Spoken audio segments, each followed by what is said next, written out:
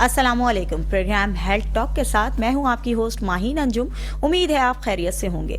आज का प्रोग्राम हमारा होने वाला है कुछ ज़्यादा इन्फॉर्मेटिव, क्योंकि आज हमारे साथ मौजूद हैं दो गेस्ट डॉक्टर्स।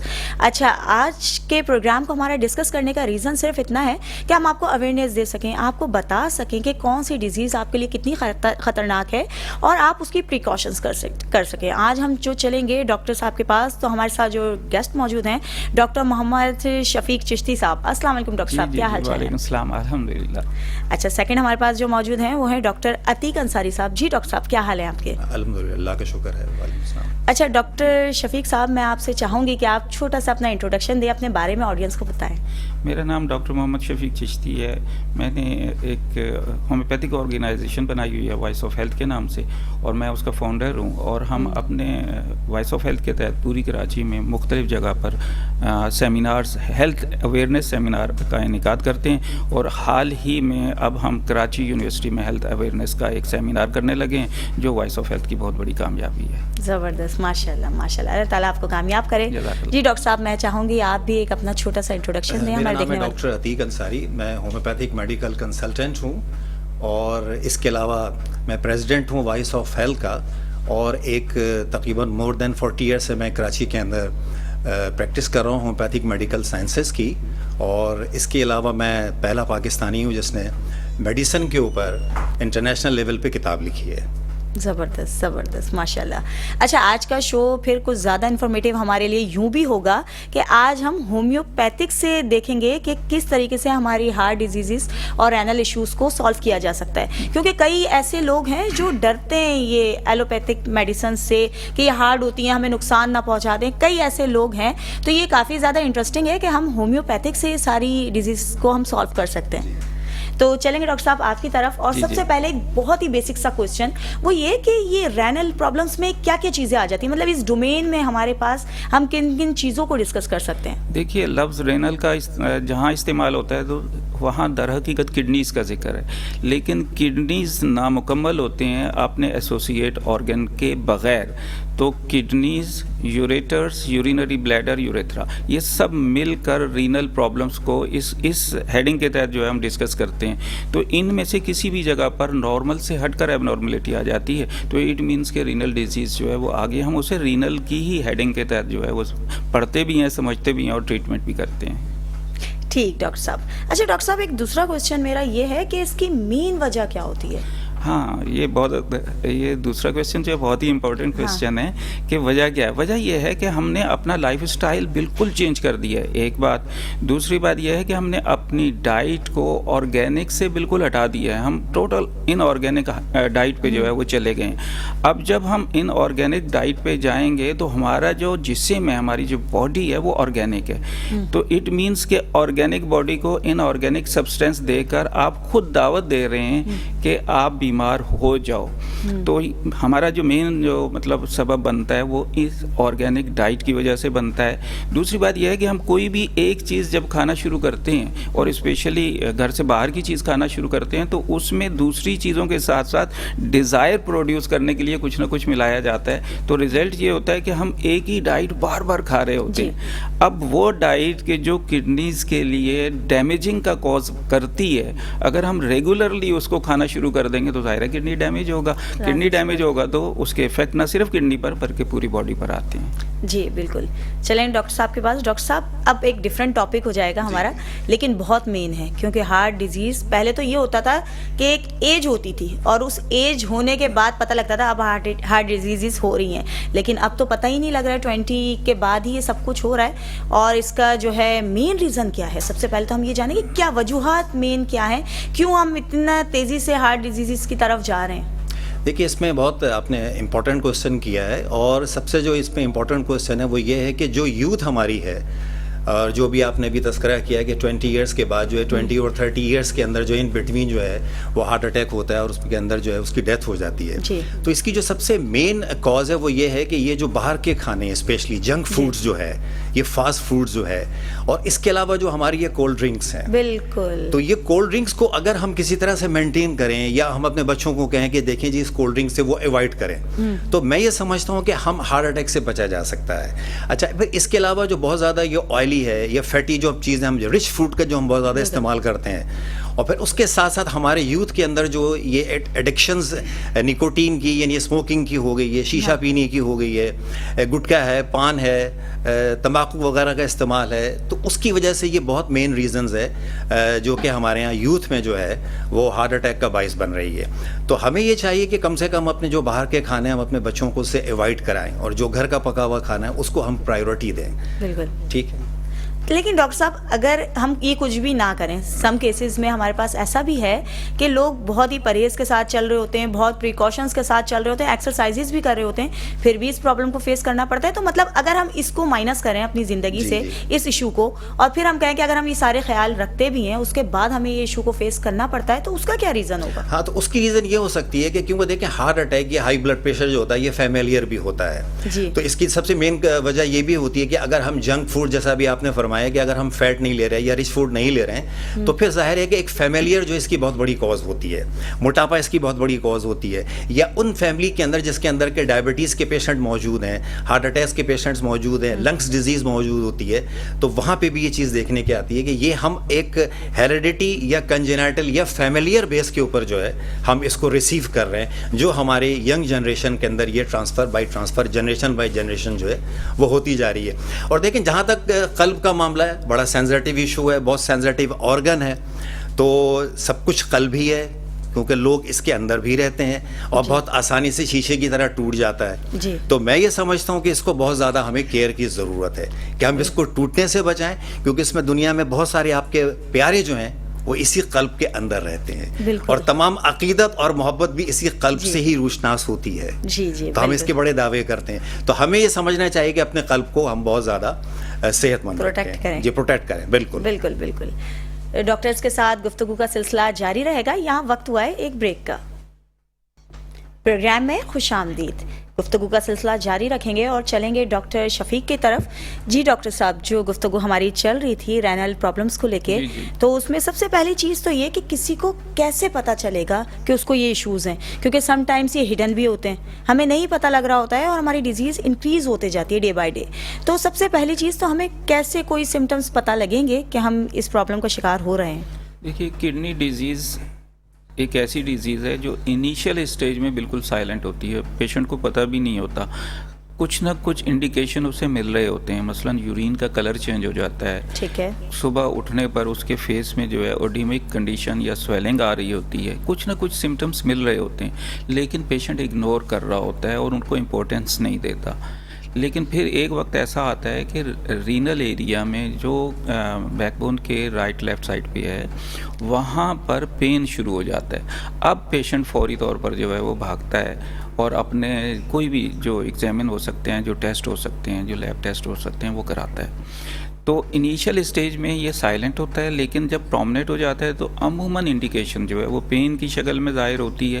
اور جب پین ہوتا ہے تو کسی بھی معالج کے پاس جب پیشنٹ جائے گا, چاہے وہ ہومیوپیتھک ہو یا ایلوپیتھک, تو ہمارا جو پہلا ہوتا ہے وہ یہ کہ الٹرا ساؤنڈ کرا لیتے ہیں. تو الٹرا ساؤنڈ یا لیب ٹیسٹ ہی فائنل کرتے ہیں کہ پرابلم رینل پرابلم ہے یا رینل ایریا پہ, جس کو ہم بیک بھی کہتے ہیں, کمر بھی کہتے ہیں, لوور بیک بھی کہتے ہیں, وہاں کچھ اور پرابلمس بھی ہوتے ہیں اور بہت ساری اور چیزوں کی وجہ سے بھی ہوتے ہیں. مثلا فیمیل میں یوٹرائن پرابلم کی وجہ سے بھی وہاں پین آ سکتا ہے. تو کنفرمیشن کی جاتی ہے لیب ٹیسٹ کے ذریعے. تو لیب ٹیسٹ ہمارا پہلا ذریعہ ہوتا ہے اپنی بات کو کنفرم کرنے کے لیے. ایک اور چیز کہ کبھی کبھی, کیونکہ میں نے دیکھا ہے عموماً یہ پین بہت شدید ہوتا ہے, بہت زیادہ, کہ انسان اٹھ بھی نہیں پاتا ہے. تو اس وقت ایسی کیا ریکمنڈیشن ہوگی آپ کی کہ ایک فرسٹ ایڈ کے طور پہ ہم کچھ کر سکیں, کچھ ایسا ہو, گھریلو ٹوٹکا ہو یا کوئی ایسی میڈیسن ہو کہ کبھی ایسا کچھ ہو تو ہم پہلے ہاسپٹل جانے سے پہلے اتنا کچھ کر سکیں؟ اچھا, بہت اچھی بات آپ نے پوچھ لی. سب سے پہلا کام تو یہ ہوگا کہ واٹر لیول بڑھایا جائے. اچھا, واٹر لیول بھی ہاٹ واٹر لینا ہوگا اس وقت جب کہ سیویئر پین ہے تو گرم پانی پینا ہوگا. بہت زیادہ گرم جیسا ہمارا چائے کا ہوتا ہے اس طرح, چائے کی طرح پئیں, بہت لائٹ نہیں, وارم واٹر کا جو ہے وہ ایکچوئل پینے کے لیے جب بھی واٹر گرم کا لفظ استعمال ہوگا تو وارم واٹر ہے, یعنی تھوڑا سا گرم ہو. ایک بات. دوسری بات یہ ہے کہ آپ کے تلوے پہ, سول پہ, سینٹر کا ایک پوائنٹ ہے, خالی اس پہ پمپنگ کر دیں, یہ پریشر دے دیں, سول پہ بات ہو رہی ہے, ریلیف ایسے ملے گا. پین کا ریلیف ایسا ملے, مطلب فوری طور پر ملنا شروع ہو جائے گا. پیشنٹ کہے گا کہ ہاں پین کم ہونا شروع ہو گیا, لیکن یہ ہوگا ٹیمپریری. آپ کو میڈیکیشن پہ جانا ہے, یعنی اپنے ڈاکٹر کے پاس جانا ہے.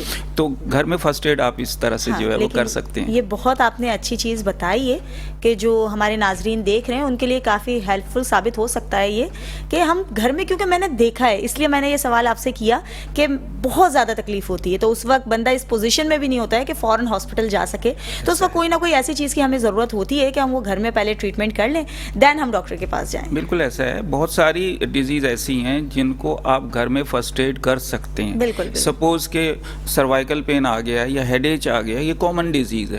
آپ گھر میں بیٹھے بیٹھے صرف یہ پمپنگ کر لیں, یہ اس لوکیشن پہ ایسے ڈاؤن ہوگا سر درد. زبردست, بہت زبردست.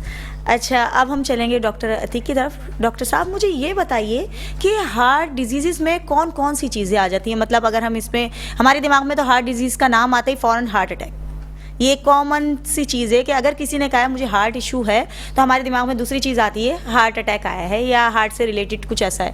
لیکن اس میں ایک مائنر بھی ہوتی ہوں گی, ایک ایکسٹریم لیول بھی ہوتی ہوں گی, تو اس کو تھوڑا سا مجھے بتائیے گا کہ ہارٹ ڈیزیز میں ہم اس کرائٹیریا میں کیا کیا چیزوں کو کنسیڈر کر سکتے ہیں؟ دیکھیں, ہارٹ ڈیزیز کے اندر ہم اس کو دو پارٹ میں ڈیوائڈ کر دیتے ہیں. سب سے پہلی تو بات یہ ہے کہ ہم یہ دیکھتے ہیں کہ جو ہارٹ سے ڈائریکٹ منسلک ڈیزیز ہے, یعنی جسے ہم کہتے ہیں کہ دل کے امراض, پہلا پارٹ. دوسرا پارٹ یہ ہوتا ہے کہ جو بلڈ سرکولیشن ہے, یعنی سرکولیشن آف بلڈ سے جو ریلیٹڈ ڈیزیز ہے. جیسے مثال کے طور پہ کیا ہے کہ ہائپر ٹینشن یعنی ہائی بلڈ پریشر, جس کا تعلق دل کی بیماریوں سے نہیں ہے. میں بڑی واضح طور پہ یہ عام لوگوں کو بتانا چاہتا ہوں کہ ہائی بلڈ پریشر جو ہے وہ ہارٹ ڈیزیز نہیں ہے. واقعی؟ جی بالکل.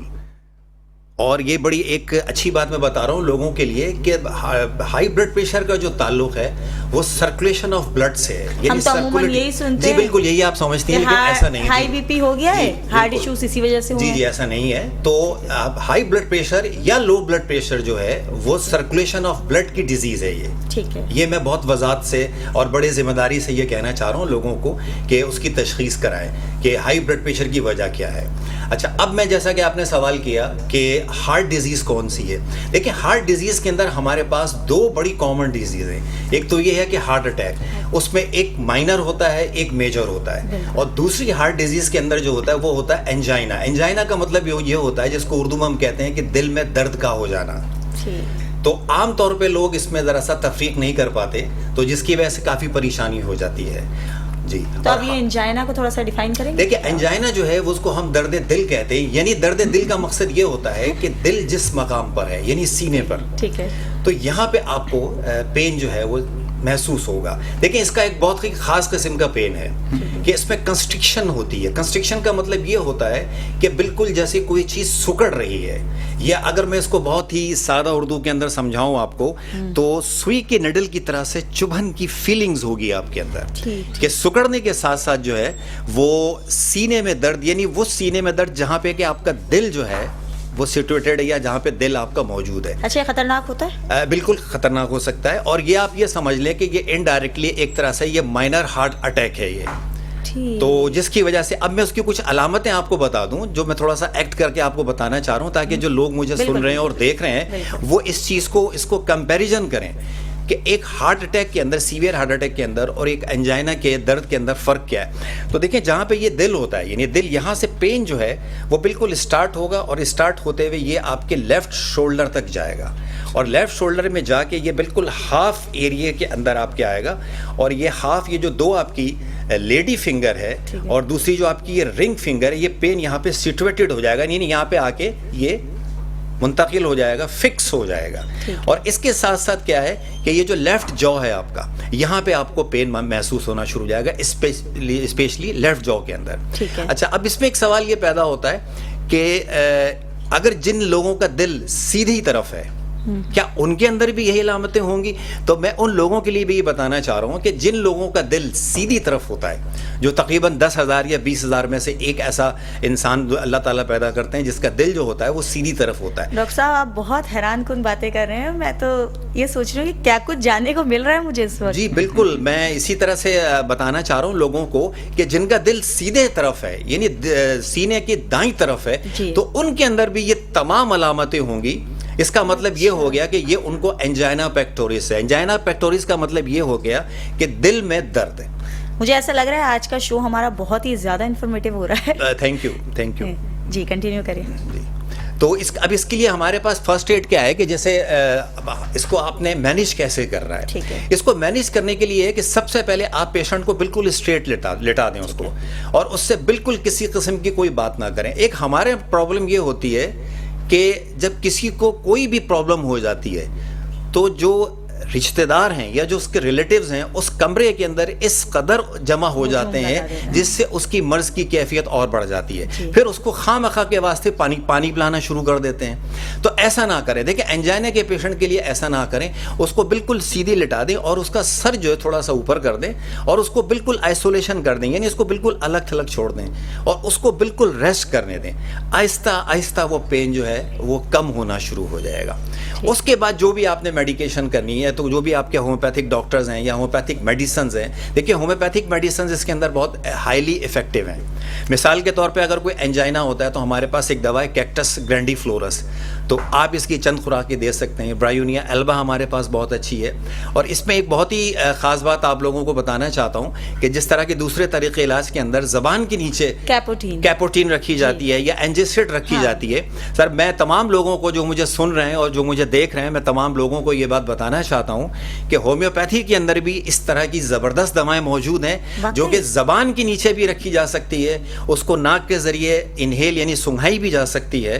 اور اس دوا کا نام بتانا میں ضرور سمجھتا ہوں کہ ایک تو ہمارے پاس گلونائن ہے جس کا جو فارمولا ہے وہ نائٹرو گلائسرین ہے، اور دوسرا سیم فارمولا ہے بالکل کیپوٹین ہے، وہ کیپوٹین کا آلٹرنیٹیو ہے، اور گلونائن آلٹرنیٹیو ہے آپ کی کیپوٹین کی. دونوں ایک دوسرے کے آلٹرنیٹیو ہے اور دونوں کے سیم فارمولے نائٹرو گلائسرین. دوسری دوا ہمارے پاس ہومیوپیتھی کے اندر جو ہے وہ ہے ایمائل نائٹروسم. اگر ایمائل نائٹروسم کو سنگھا دیا جائے، پیشنٹ اگر بے ہوش ہے، اگر اس کو انہیل کرا دیں یا اس کی زبان کے اوپر چند قطرے ٹپکا دیں، تو میں آپ کو یقین دلاتا ہوں اس کے اندر جو انجائنا کا جو پین ہے وہ الحمدللہ سبسائڈ ہو جائے گا. ڈاکٹر صاحب یہ تو بہت ہی زیادہ انفارمیٹیو ہوا. جی اچھا اب جو ہے نا ایک مین سوال ہے جو میں آپ دونوں سے کرنا چاہوں گی، وہ یہ کہ لوگ کہتے ہیں ہومیوپیتھک جو ڈاکٹرز ہوتے ہیں وہ تو ٹیسٹ رپورٹس بلڈ ٹیسٹ کو مانتے ہی نہیں ہیں، ضرورت ہی نہیں ہوتی ہے ماننے کی، یا ان کو ٹیسٹ کروانے کی ضرورت نہیں پڑتی ہے جو لوگ ہومیوپیتھکس کے پاس جاتے ہیں. تو اس میں کیا رول ہے؟ کوئی لیبس کی ضرورت ہوتی ہے، ہمیں ٹیسٹ کی ضرورت ہوتی ہے، یا میں جو لوگوں سے سنتے آئی ہوں اس بات میں کوئی صداقت ہے بھی یا نہیں؟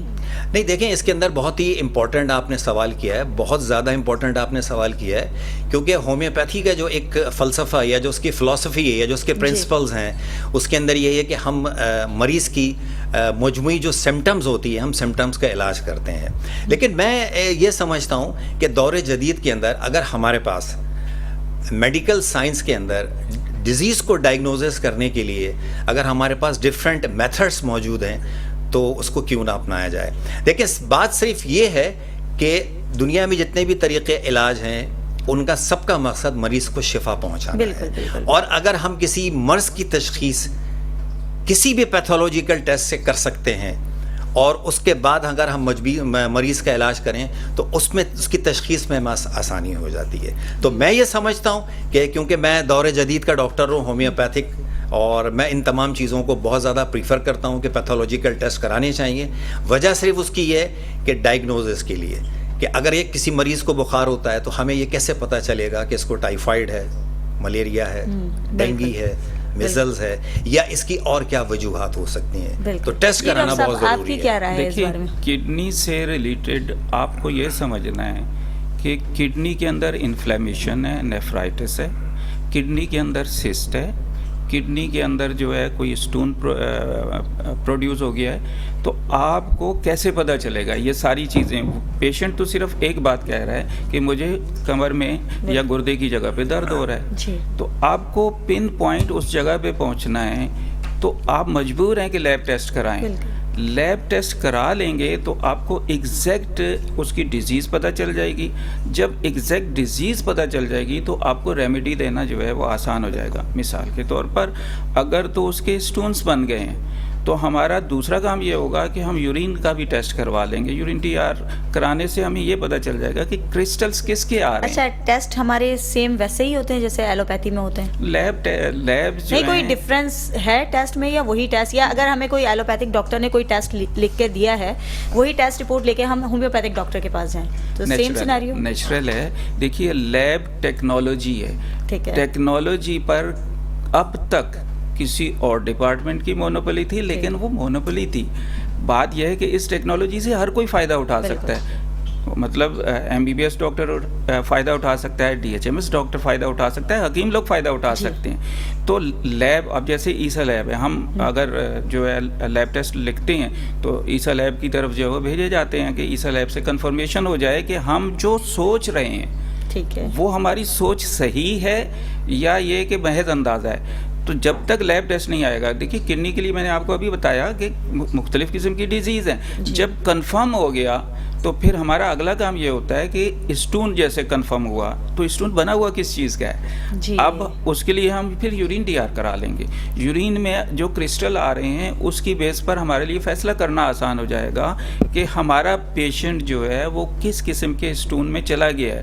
اگر وہ آکزلیٹ کے یا فاسفیٹ کے, سپوز فاسفیٹ کے اسٹون میں چلا گیا ہے, وہاں ہمیں کرسٹل فاسفیٹ کے آ رہے ہیں, تو ہم پیشنٹ کو فوری طور پر پہلے تو ڈائٹ جو ہے اسے کہیں گے کہ گرین ویجیٹیبل فوری طور پر بند کرو, کیونکہ اس کی وجہ سے جو ہے فاسفیٹ کیلشیم فاسفیٹ کے ساتھ ذرا جلدی کمبائن ہو جاتا ہے, تو ہم اسے روک سکتے ہیں. اور اگر میڈیسن وائز آ جائیں تو ہم ہومیوپیتھک میڈیسن میں آکزیلک ایسڈ کا نام لے سکتے ہیں کہ ہم آکزیلک ایسڈ دے کر اسے فوری طور پر ریلیف دینا شروع کر دیں گے.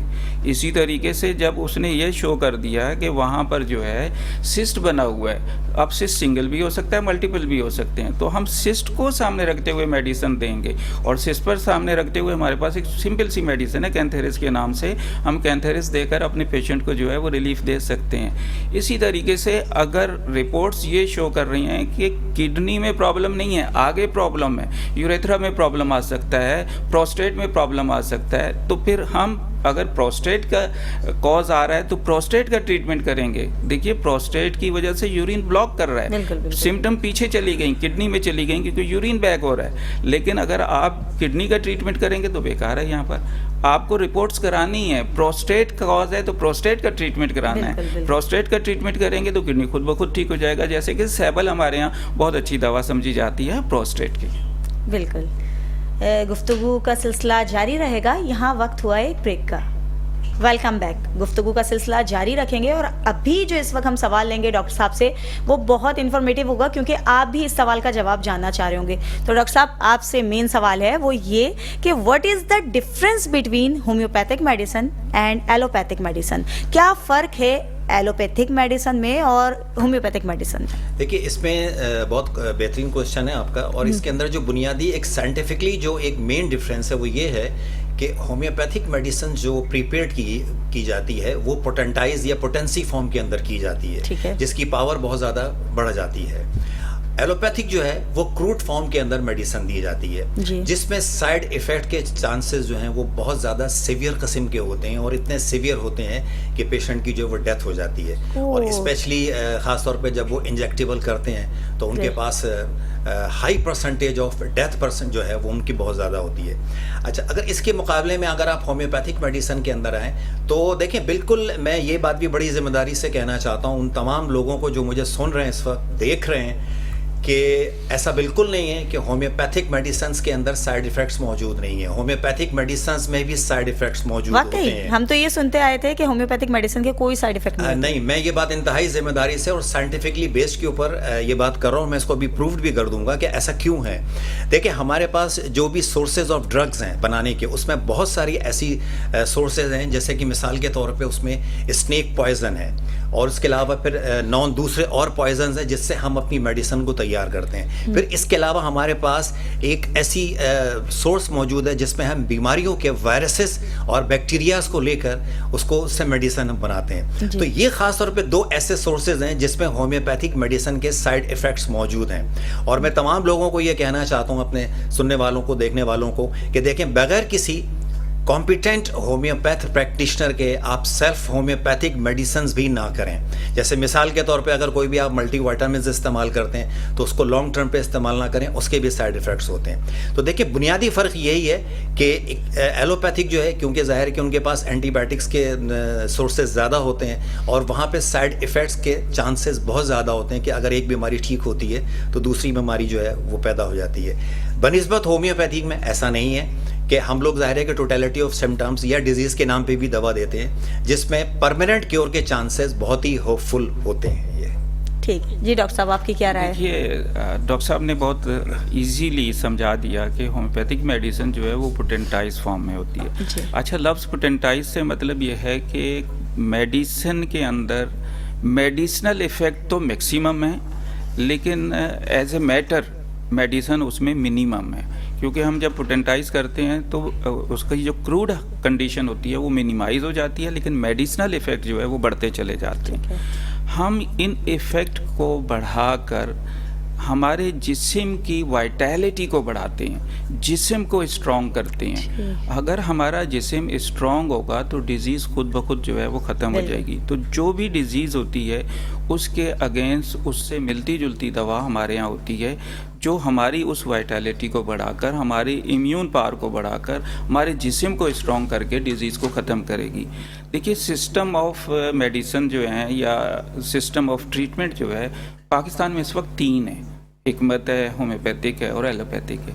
تینوں بہت امپورٹنٹ ہیں, ہر ایک کی اپنی اہمیت ہے. آج بھی لائف سیونگ پر جب ہم جاتے ہیں تو ہم ایلوپیتھک کی طرف جاتے ہیں, کیونکہ وہ فیسلٹیز جو ان کو اس وقت گورنمنٹ نے اویلیبل کی ہوئی ہیں وہ ہمیں اویلیبل نہیں کی ہیں, لیکن ہمارے یہاں بھی ہر طرح کی دوائیں موجود ہیں.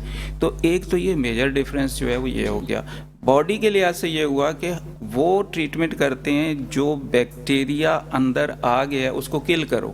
اچھا, کل کرنے کے بعد وہ کہاں رہے گا, اس کی ڈیڈ باڈی کہاں رہے گی. ہم یہ کرتے ہیں کہ بیکٹیریا کے اگینسٹ باڈی کو اسٹرانگ کرو, اتنا اسٹرانگ کرو کہ وہ بیکٹیریا کل ہو جائے. تو بس یہ میجر ڈفرینس ہے ہمارے یہاں. ٹھیک ہے ٹھیک ہے. اچھا ڈاکٹر صاحب, اب ہم اپنے اسی ٹاپک کو ڈسکس کریں گے, رینل پرابلمس کو. اور سب سے پہلی چیز جو ہم نے جانی تھی کہ یہ ایشوز آتے ہیں ہماری ایک ڈائٹ اچھی نہ ہونے کی وجہ سے, ہماری ایکسرسائزز نہ ہونے کی وجہ سے. تو اب ایسا کیا ڈائٹ پلان یوز کریں, کون سی ایسی ایکسرسائزز کریں کہ ہم اسے بچ سکیں؟ دیکھیے بیسک کویشچن ہے یہ. ایک لفظ استعمال ہوتا ہے بیلنس ڈائٹ. بیلنس ڈائٹ کا مطلب یہ ہوتا ہے کہ وہ فیٹ, کاربوہائیڈریٹس, ہماری باڈی کو پروٹینس جو بیسک ریکوائرمنٹ ہے یہ ایک بیلنس حالت میں موجود ہوں. اگر یہ بیلنس فارم میں موجود ہیں جس فوڈ کے اندر تو وہ کہلائے گی بیلنس ڈائٹ. تو ہمارا پہلا کام یہ ہوگا کہ ہم نے جو ڈائٹ لینی ہے وہ بیلنس ڈائٹ لینی ہے اور آرگینک لینی ہے. اگر ہم اپنی ڈائٹ کو ان آرگینک کرنے کے بعد, ہمارا تو اب انداز ہی بدل گیا ہے. کہا جاتا ہے کہ ناشتہ اسٹرانگ کرو, ہم ناشتہ کرتے ہوئے ڈرتے ہیں. کہا جاتا ہے کہ لنچ تھوڑا سا کم کر دو, تو ہم لنچ پیٹ بھر کے کرتے ہیں. ہم لنچ جو ہے خوب سے خوب تر کرتے ہیں. بالکل ایسے ہی. پھر رات کے لیے کہا جاتا ہے کہ رات کا کھانا آپ نے اسٹارٹنگ نائٹ میں کھانا ہے اور کم کھانا ہے, اور ہم لیٹ نائٹ کھاتے ہیں. اور اس سے آگے بڑھ کر یہ کہ لیٹ نائٹ بھی ہم روسٹ بروسٹ کے گر جاتے ہیں, یہ اپنے ساتھ زیادتی کر رہے ہیں. اس سے آگے بڑھ جائیں ہم فوری طور پر اس کے بعد ڈرنک لینا شروع کر دیتے ہیں. اسٹمک جو ہے اس میں ایسڈ موجود ہے, ایسڈ برن کرتا ہے, جلاتا ہے یا ہیٹ پروڈیوس کرتا ہے. آپ نے ڈائٹ لی اور اوپر سے ڈرنک لے لیا, اس کو کول کر دیا تو اس کا تو فنکشن آپ نے خود خراب کر لیا. ایک اور کوشچن ہے, وہ میں اپنی انفارمیشن کے لیے آپ سے لینا چاہ رہی ہوں کہ میں نے سنا تھا کہ اس کے جو سمٹمز ہوتے ہیں اس میں آپ کا وزن کم ہونا شروع ہو جاتا ہے, آپ کی سانس میں ایشوز آتے ہیں, سانس لینے میں پرابلم ہوتی ہے, آپ تھکاوٹ محسوس کرتے ہیں, نیند میں سونے میں آپ کو پرابلم ہوتی ہے. تو واقعی ایسا کچھ ہے؟ دیکھیے کڈنی ڈیزیز کو آپ 2 کیٹیگری میں ڈیوائڈ کیجیے.